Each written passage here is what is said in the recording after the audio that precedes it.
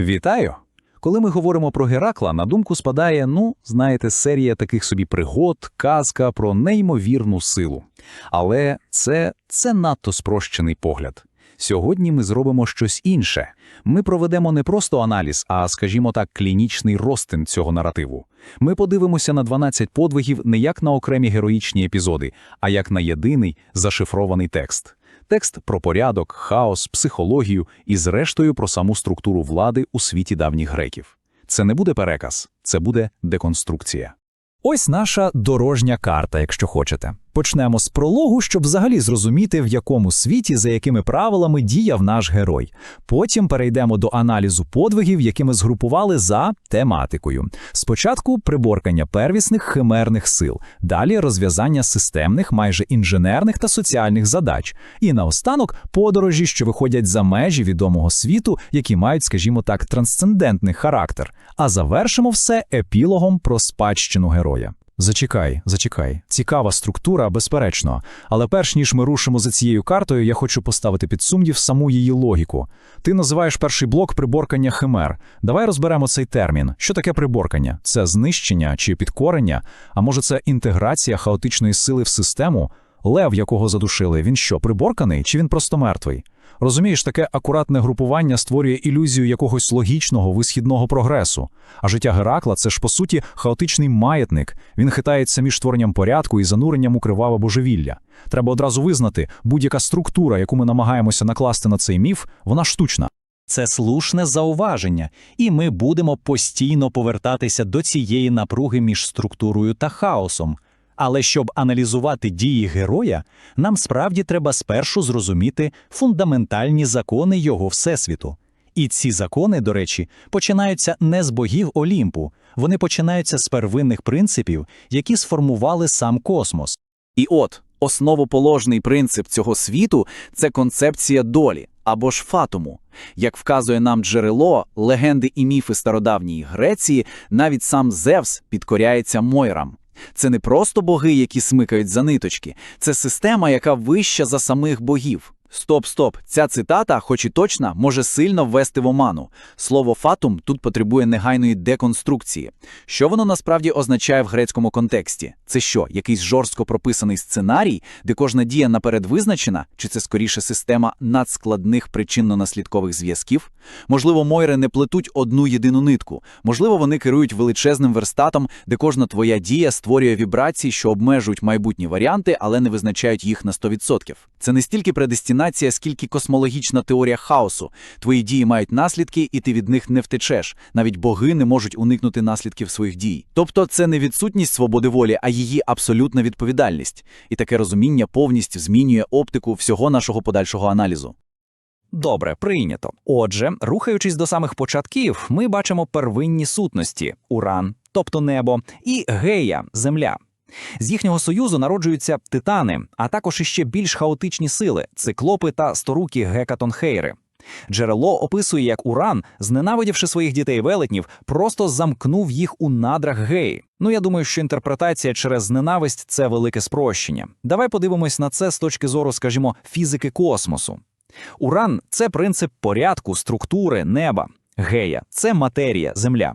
А їхні діти – це первинні, абсолютно неконтрольовані сили природи. Те, що Уран замикає їх у Геї, це не акт батьківської жорстокості. Це акт космологічної інженерії. Це спроба втримати нестримну хаотичну енергію титанів, гекатонхерів всередині структурованої матерії, тобто Геї. Для чого? Щоб запобігти колапсу щойно створеного порядку. Це, знаєш, як утримання плазми в токамаку. Хаос треба локалізувати, інакше він просто знищить систему. Це не сімейна драма, це фундаментальний фізичний процес. І цей процес утримання, зрештою, зазнає краху. Хронологія нам показує дві насильницькі зміни влади. Спочатку Крон скидає свого батька Урана, потім відбувається титаномахія. Це 10-річна війна, в результаті якої Зевс перемагає Крона і титанів. І вже після цього встановлюється олімпійський порядок, де три брати – Зевс, Посейдон і Аїд – ділять світ. І знову ж таки, фраза «ділять світ» звучить як якась цивілізована угода. Давай не будемо вводити себе в оману цими ефемізмами. Це не був мирний розподіл. Це був пакт між трьома вождями після кривавого державного перевороту. Вони не успадкували владу, вони її захопили. Зевс не є легітимним царем. Він успішний революціонер, що став автократом, тираном у первинному значенні цього слова. Посейдон взяв під контроль морські шляхи, Аїд – ресурси підземного світу, а Зевс – повітряний простір і верховне командування. А земля, як зазначено, лишилася у спільному володінні. Це ж класична формула для спірної території, для буферної зони між трьома сферами впливу. Це чиста геополітика, а не якась божественна гармонія. І ось у цій новій, встановленій силою системі з'являється феномен героя. Класичне визначення, як ми бачимо, вказує на напівбожественне походження, надлюдську силу, але при цьому смертність. Геракл є, власне, архетипом цього поняття. Перш ніж ми зануримось у життя Геракла, я вважаю, ми просто зобов'язані розібрати сам термін «герой». Це визначення на слайді описує атрибути, але не суть. Чи є героїзм синонімом чесноти? Чи це просто здатність до вчинків величезного масштабу, як добрих, так і, до речі, жахливих? Геракл вбиває монстрів, щоб рятувати людей, але він так само вбиває свою дружину і дітей у нападі божевілля. Він одночасно і рятівник, і монстр. Отже, герой – це не моральна категорія, це категорія потужності. Герой – це той, хто може радикально змінювати реальність, на краще чи на гірше. Він знаряддя, зброя, а не якийсь моральний компас. З огляду на це перейдемо до першої групи подвигів. Я назвав їх «приборкання химер». І, враховуючи твоє попереднє зауваження, давайте уточнимо. Це серія зіткнень Геракла з істотами, що є втіленням дикої, неприборканої первісної природи, того самого хаосу, який існував до олімпійського порядку. Отже, перший подвиг – Немельський лев. Джерело дуже чітко описує послідовність дій. Спочатку Геракл намагається використати зброю дистанційної дії – лук і стріли. Вони виявляються абсолютно неефективними. Потім він переходить до зброї ближнього бою – своєї палиці. Вона також ламається. І лише після цього він вдається до прямого фізичного контакту і душить звіра. Так, але ця послідовність кроків – це ж набагато більше, ніж просто протокол бою. Це філософська притча про межі технологій у боротьбі з фундаментальною проблемою. Крок перший – провал дистанційних технологій, тобто стріл. Крок другий – провал контактних технологій, тобто палиці. Повідомлення міфу, як на мене, очевидне. Існують сили настільки первісні, що жоден інструмент, жоден винахід людства не може їх здолати. І щоб перемогти такого ворога, герой змушений відкинути всі свої знаряддя, всю свою цивілізованість і регресувати до рівня самопроблеми, до рівня чистої тваринної сили. Він перемагає лева не як людина, а як інший, сильніший звір. Наступний виклик стає ще складнішим. Лернейська гідра – це проблема, яка не просто чинить опір, а й ескалує, коли намагаєшся вирішити її прямолінійно. Слайд ставить ключове питання – що ж символізує ця істота? Це не одне питання, це цілий клас питань. Гідра – це досконала метафора для нелінійних рекурсивних проблем. Давай розглянемо кілька аналогій. Політична. Гідра – це партизанський рух. Ліквідуєш одного лідера – з'являються два нових, ще більш радикальних. Психологічна – це глибока травма. Намагаєшся грубо вирізати спогад, він розщеплюється на безліч дрібних фрагментів. Або сучасна аналогія – це поширення дезінформації в мережі. Кожна спроба спростувати фейк, тобто відрубати голову, породжує ще більше обговорень і репостів, що лише посилює його видимість. І рішення Геракла – припікання ран – є ключовим. Він не просто усуває проблему, він змінює середовище, унеможливлюючи її регенерацію. Це урок про системний підхід. Третій подвиг, Киренейська лань, вводить новий вимір складності. Це вже не монстр, якого треба знищити, це священна тварина богині Артеміди. Завдання – зловити її живою, не завдавши шкоди, що вимагає не стільки сили, скільки витрималості та обережності. Геракл, до речі, переслідував її цілий рік. Зачекай, давай подивимось на це під іншим кутом. Головний конфлікт тут не між Гераклом і ланню. Головний конфлікт між Гераклом і Артемідою, тобто між смертним героєм і божеством. Це, по суті, юридичний теологічний прецедент. Геракл виконує наказ смертного царя Єврісфея, але цей наказ змушує його вчинити святотатство, посягнути на власність богині. Це подвиг не про полювання, це подвиг про навігацію в умовах конфлікту юрисдикцій, людської та божественної. І коли він зрештою ранить лань, щоб її спіймати, з'являється Артеміда, і Геракл змушений займатися не битвою, а дипломатією, перекладаючи відповідальність на Єврісфея. Це урок про бюрократичну спритність і управління ризиками у відносинах з вищими силами. Четвертий подвиг – Еріманський вепер знову повертає нас до теми приборкання дикої руйнівної сили. Однак по дорозі до цього вепра відбувається дуже важливий епізод – битва з кентаврами. І це дозволяє нам провести паралель, як от показано на слайді. О, ця паралель – це ключ до розуміння всього грецького світогляду. Це не просто два окремі епізоди. Вони ілюструють центральну дихотомію грецької думки. Номос проти фузіс – закон, порядок, цивілізація проти природи, дикості, хаосу. Вепер – це чистий фузіс, неконтрольована руйнівна сила природи.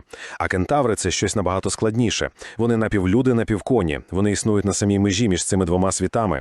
Їхня битва з лапітами, спровокована сп'янінням на весіллі, це алегорія того, як тонка оболонка цивілізованості, тобто номос, руйнується під тиском первісних інстинктів, тобто фузіс.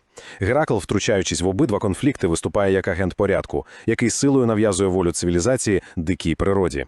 І це підводить нас до наступної групи подвигів, де відбувається дуже чіткий тематичний сув. Геракл переходить від поєдинків з одиничними монстрами до вирішення проблем абсолютно іншого масштабу, системних, таких, що вимагають не лише сили, а інтелекту, стратегії та, я б сказав, інженерного мислення. Так, і це критично важливий перехід. Перші 4 подвиги були, по суті, фізичною підготовкою, розминкою. А тепер починається справжня перевірка його здатності мислити масштабно, оперувати не м'язами, а цілими системами. Отже, 5-й подвиг – Авгієві стайні. Джерело вказує нам на конкретний термін – 30 років безперервного накопичення бруду. Ця цифра, звісно, підкреслює просто колосальний масштаб занедбаності. А саме число 30 тут і є ключем. Це ж не просто хронологія, це семіотика. 30 років – це тривалість життя одного покоління. Тобто ці стайні символізують не просто фізичний бруд, це метафора цілого покоління інституційної корупції, соціальної деградації, політичної стагнації. Еврісфей дає Гераклу, по суті, неможливе політичне завдання. Очисти те, що ціле покоління ігнорувало і накопичувало. Це виклик не прибиральнику, це виклик реформатору. І рішення Геракла повністю відповідає масштабу проблеми. Він навіть не намагається вирішити її лінійно, тобто вигрібати гній лопатою. Він знаходить інженерне, системне рішення, змінює русла 2 річок, щоб сама сила природи виконала всю роботу. Я мушу тут втрутитися, бо саме це рішення є надзвичайно глибокою аналогією. Уявімо собі складну соціальну систему, що страждає від хронічної корупції. Лінійний підхід – це арештовувати окремих корупціонерів, що по суті і є вигрібанням гною лопатою. Це нескінченна робота. А системний підхід, який демонструє Геракл – це змінити фундаментальні правила гри, посилити прозорість та підзвітність, тобто річки Алфей та Пеней, щоб система очистила себе сама. Геракл тут виступає не як робітник, а як системний архітектор. Він не бореться з симптомом, тобто з брудом, а змінює фундаментальні параметри системи, тобто гідрологію регіону, щоб усунути саму причину. Це урок про зміну парадигми мислення. 6-й подвиг – стімфалійські птахи. Це численні хижі істоти з мідними дзьобами та кігтями, що атакують своїм пір'ям, наче стрілами, і знищують усе живе. Важливо, що Геракл не вбиває їх усіх. Він їх виганяє за допомогою спеціального калатала, створеного Гефестом і подарованого Афіною. І знову ця візуалізація приховує всю складність. Давай відкинемо буквальне прочитання. Що таке зграя птахів, що скидають смертоносне пір'я? Це ж ідеальна алегорія для деструктивної інформації, чуток, паніки, пропаганди. Кожна птиця – це окрема брехня, кожне перо – її поширення. Вони діють як рій, і боротися з ними поодиноці, спростовуючи кожну чутку, просто неможливо, їх занадто багато. І яке рішення дає Афіна, богиня мудрості? Не зброю, а калатало. Інструмент, що створює оглушливий шум. Це контрнаратив. Це потужний інформаційний удар, який не сперечається з кожною окремою брехнею, а створює настільки потужну звукову хвилю правди чи альтернативного порядку денного, що вся зграя дезінформації просто розлітається. 7-й подвиг переносить нас на Крит. Завдання – приборкати і доставити в Мікени шаленого бика. І цей бик, що важливо, не є якоюсь ізольованою проблемою. Він є частиною великого критського міфологічного циклу. Так, і ми просто не можемо аналізувати його окремо. Це не просто подвиг, це втручання в чужу трагедію, що вже давно розгортається. Цей бик, посланий Посейдоном, є першою ланкою в ланцюгу катастроф, що виникли через гординю царя Міноса. Відмова Міноса принести бика в жертву призводить до божественного покарання. Його дружина Пасіфая закохується в тварину. Результатом цього протиприродного союзу стає Мінотавр – втілення ганьби і звірства, яке ховають у лабіринті. Геракл, приборкуючи бика, по суті має справу з першопричиною, з нульовим пацієнтом цілої династичної трагедії. Він не просто ловить тварину, він намагається впоратися з наслідками божественного гніву, який вже запустив незворотній процес породження монстрів. Це робить його завдання незрівнянно складніше. Восьмий подвиг ставить перед нами, по суті, філософську дилему. Коні фракійського царя Діомеда харчуються людським м'ясом. І питання, яке ми виносимо на обговорення – ця риса є вродженою чи набутою? Це ж фундаментальна дискусія про природу зла – nature versus nature, вроджене проти набутого. Чи є зло вродженою якістю, чи воно є продуктом виховання та середовища? І міф дає на це питання абсолютно однозначну відповідь. Коні стають людожерами, бо їхній господар Діомед годує їх м'ясом своїх гостей. Вони – дзеркало його власної жорстокості. І як Геракл вирішує цю проблему? Він згодовує Діомеда його ж коням. І після того, як вони з'їдають джерело своєї порочності, їхня природа змінюється, вони стають звичайними тваринами. Це ж радикальна ідея. Зло не є невід'ємною властивістю, а є функцією системи, в якій існує суб'єкт. Усунь токсичний елемент, і система може повернутися до норми. Тепер ми переходимо до фінальної групи подвигів, і характер завдань знову кардинально змінюється. Це вже не просто боротьба чи вирішення проблем, це епічні подорожі на географічні та, я б сказав, метафізичні межі ойкумени, відомого грекам світу. Це буквально вихід за рамки людського досвіду. І це не випадково. Герой, який довів свою здатність встановлювати порядок у світі людей, тепер має випробувати себе на міцність у зіткненні з тим, що лежить поза цим світом, з іншими культурами, з космологічними концепціями і, врешті-решт, із самою смертю. Отже, 9-й подвиг – отримання поясу Іпполіти, цариці Амазонок. Це завдання відправляє Геракла в землі, де править матріархат – суспільство, що є, по суті, дзеркальним відображенням грецького патріархального устрою. Мені здається, ми розглядаємо це з неправильного боку. Це набагато більше, ніж просто місія. Це антропологічне дослідження іншого. Амазонки для греків – це втілення тривоги щодо гендерних ролей, іноземних культур і політичної нестабільності. І що найцікавіше, місія починається мирно. Іпполіта готова віддати пояс добровільно. Дипломатія працює. Катастрофа трапляється через втручання зовнішньої сили, богині Гери, яка, перевтілившись, поширює дезінформацію, чутку про те, що Геракл насправді хоче викрасти царицю. Це призводить до війни і смерті Іпполіти. Тобто цей подвиг – це трагічна притча про те, як легко діалог культур може бути зруйнований провокацією та недовірою, про крихкість мирних перемовин в умовах інформаційної війни. 10-й подвиг веде Геракла ще далі на острів Еріфія на крайньому заході за Геркулесові стовпи, щоб викрасти корів триголового велетня Геріона. Це подорож до буквального краю світу. І знову географія тут є метафорою космології. Що таке крайній захід для стародавньої людини? Це місце, де сонце щодня вмирає, занурюючись в океан. Це символічний кордон між світом живих і світом мертвих. Подорож Геракла на захід – це його перше пробне наближення до потойбіччя. Він перетинає океан у чаші бога сонця Геліоса, тобто використовує божественний транспорт для перетину метафізичної межі. Цей подвиг, він не про корів. Він про те, як смертний герой проникає в простір, зарезервований для богів і мертвих, і повертається звідти. Це репетиція його фінального подвигу – спуску в Аїд. В рамках 11-го подвигу «Викрадення яблук Гесперід» Геракл зустрічає двох титанів, що відбувають вічне покарання – Атласа і Прометея. Він тимчасово підміняє Атласа і, що важливо, назавжди звільняє Прометея. Це дозволяє нам провести певний порівняльний аналіз. Так, ми просто зобов'язані зробити тут порівняльний синтез. Ця діаграма чудово ілюструє різні модальності божественного покарання від Зевса. Покарання Атласа – це вічна, безглузда фізична праця, яка при цьому підтримує космічний порядок. Покарання Прометея – це циклічні, нескінченні тортури, де регенерація відбувається лише заради нового болю. Покарання Сізіфа, якого ми можемо додати для повноти картини, це вічна, абсолютно безрезультатна, абсурдна праця. І що в них спільного? Всі ці покарання нескінченні. А тепер порівняємо їх з долею Геракла. Його 12 подвигів – це теж кара, покута, але вона скінченна, вона має мету і кінцеву точку. Це фундаментальна відмінність між стражданням титана, приреченого на вічність, і стражданням героя, яке, хоч і жахливе, є лише етапом на шляху до апофеозу. І ось 12-й фінальний подвиг – спуск в царство Аїда, щоб вивести звідти триголового пса Кербера. Це остаточне випробування, пряме зіткнення зі смертю як такою. Щоб зрозуміти всю глибину цього подвигу, ми не можемо розглядати його ізольовано. Ми повинні порівняти його зі спуском іншого великого героя – Одіссея. Як показує слайд, їхні підходи та цілі кардинально відрізняються. Геракл – людина сили, Тубія. Він спускається, щоб виконати фізичне завдання – захопити, підкорити, вивести. Його метод – пряма конфронтація. Одіссей – людина розуму, Метіс. Він спускається не для того, щоб щось взяти, а щоб отримати знання, порадитись.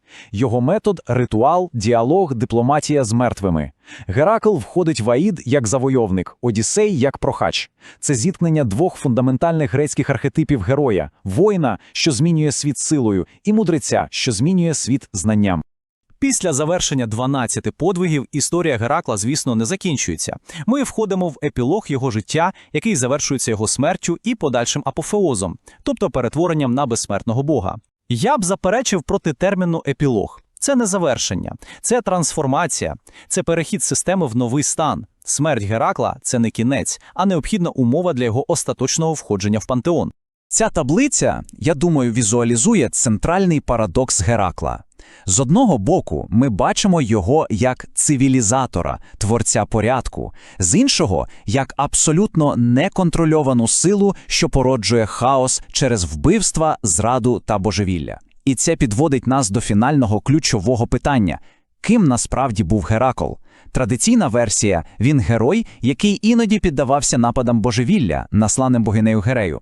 Але давай подивимось на це під абсолютно іншим кутом. А що, якщо Геракл за своєю суттю і є чистою, неконтрольованою руйнівною силою, силою хаосу? А 12 подвигів – це не покарання, це геніальний план богів і Дельфійського оракула, як взяти цю ядерну зброю і направити її на вирішення проблем, які самі боги вирішити не могли. Вони не лікували його, вони його використовували. Подвиги – це спроба каналізувати неминуче насильство в продуктивне русло. Геракл – не стільки герой, скільки інструмент, зброя масового ураження, яку олімпійці просто наводили на своїх ворогів. Зрештою, ми залишаємося з цим питанням, яка актуальність цього міфу сьогодні? Як аналітична модель, яку ми сьогодні розібрали, може допомогти нам зрозуміти наші власні виклики? Міф про Геракла не дає відповідей, він дає діагностичні інструменти. Він вчить нас розрізняти проблеми, які вимагають грубої сили, як немейський лев, від тих, що вимагають системних рішень, як Авгієві стайні. Він показує, як пряма атака може лише посилити проблему, як лернейська гідра, і як велика сила завжди несе в собі ризик саморуйнування. Міф – це не інструкція, це попередження. І дивлячись через цю призму на наш власний світ, діагноз, який ми можемо поставити, виявляється надзвичайно складним.